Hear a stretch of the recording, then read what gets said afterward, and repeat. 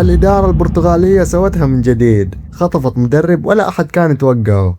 أعلن نادي النصر عن التعاقد مع السيد أنك بوستيكوغلو بشكل رسمي لقيادة الفريق الأول لكرة القدم، وسيمتد عقد المدرب الأسترالي مع النادي لمدة موسمين. وبحسب ما أشار إليه حساب النادي، سيصل المدرب اليوم السبت إلى مدينة الرياض ليقود تدريبات الفريق اللي راح تبدأ يوم الأحد بكرة. والله صدمة، يمكن أكثر شيء صدمني في الفترة الأخيرة آخر مدرب أتوقع يدربنا، اللي يقول فيتور بيريرا واللي يقول روبرتو مارتينيز، بس كالعادة الإدارة البرتغالية تتعاقد مع مدرب ثاني بكل هدوء بدون ما يعرف أحد. تخيل سميدو سيماو اللي معاهم السيد أنج أسلوبه مثل جيسوس تقريبا، وهذا يحسب للإدارة البرتغالية كمان لأنها تعاقدت مع مدرب يشبه جيسوس، وهذا على الأقل راح يبني أكثر من إنه راح يهدم اللي بناه. كمان عرفت إنه لعب 8 نهائيات في مسيرته، وما شاء الله فاز في 7 منها. واضح إنه يعرف كيف يلعب المباريات النهائية يا جماعة. والحلو إنه سبق ودرب فريق ياباني،